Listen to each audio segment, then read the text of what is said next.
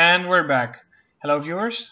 I'm gonna read you the first chapter of Luna Eats an Oreo by Ezio.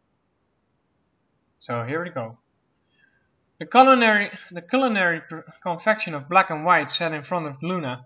It stared at her, and she stared right back. Next to it sat a roll of parchment, upon which was written in her sister's neat handwriting, "Dear sister, I've had one of these brought upon you by my request. It's called an Oreo sandwich cookie. Please enjoy." Luna didn't know what an Oreo was, nor what a sandwich was, or even a cookie. All she knew that this strange monochromatic thing was trying to intimidate her. She leaned in closer to it, never blinking, never averting her gaze. She would win this contest of will, even if it took all of eternity. Several hours passed. Luna did not even feel the slightest urge to blink. She considered this new foe a worthy opponent, with a mind as steady and calm as her own. Suddenly, a soft pop shattered her calm and steady mind. She jumped up abruptly, knocking over the table and the Oreo flying. A scroll floated in front of her, and she used her magical, mystical, mysterious eloquent powers to unroll it, revealing yet another note from Celestia. "Sister, you're supposed to eat it." This changed everything! The strange object flying across the room was not a foe, but food! Oh, what joyous news! Luna searched the floor for the morsel. She now regretted her previous decision to have the floor redone in an overlapping circular black and white pattern. After an hour of several failed attempts to consume the camouflaged snack, she had finally accidentally skewered the cookie with the tip of her horn, and, in a one-of-a-million chance, left it intact. Using her magic, she levitated a bit of food off her horn gently, and oh so gently placed it in her mouth and began to chew. To this day, she cannot completely recall what happened next. One minute she was sitting in her room, eyes as wide as saucers, as she experienced for the first time the sweet, creamy hint of chocolate deliciousness that is an Oreo sandwich cookie. The next, she was in another world, a world where rivers of Oreo cream ran wide against a roughly textured black cookie landscape. The lakes were filled with milk, and the birds were flying overhead were not birds at all, but large Oreos with wings. There was no sun, nor moon, and the sky was pure white. She had entered a deliciously monochromatic landscape, and she loved it. Suddenly, a voice from behind her caused Luna to turn around, only to find her sister standing there. "So," Celestia said, smiling, "you've discovered the land of milk and cookies. A splendid place, is it not?" Luna could not speak, and all she could muster was, What? Where?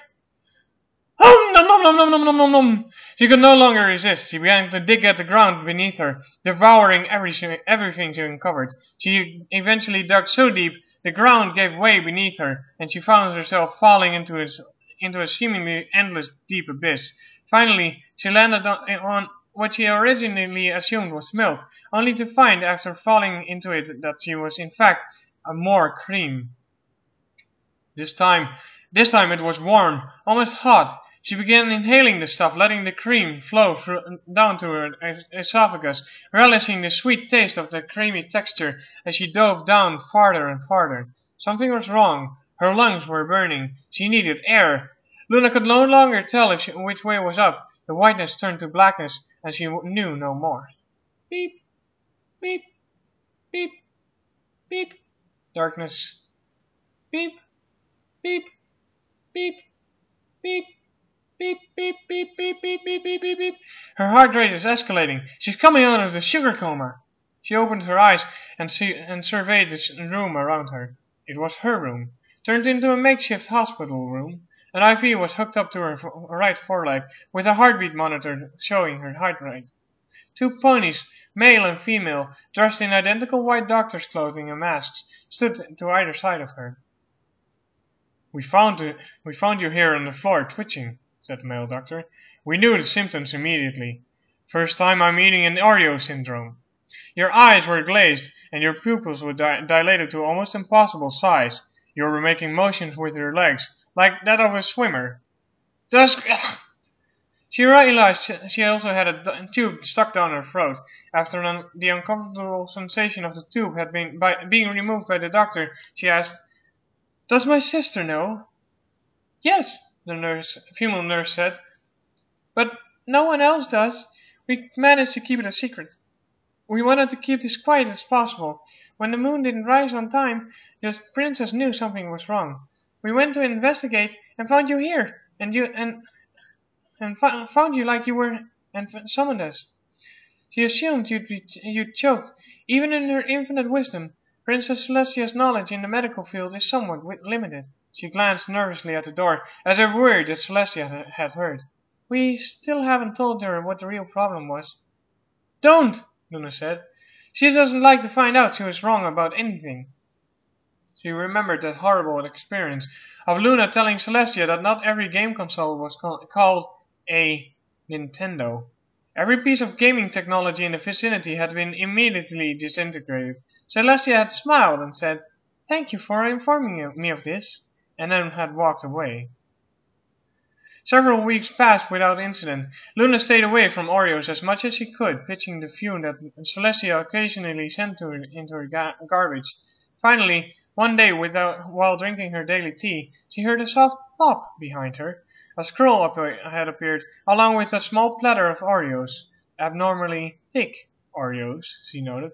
Unrolling the scroll, she read, "Sister, I've made a remarkable new discovery.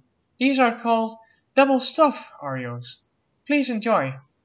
"Double stuff?" she thought for a moment. "The cream has been doubled!" Luna couldn't resist. Grabbing one of those cookies with her magic, she slowly floated it towards her, placing it in her mouth, and began to chew.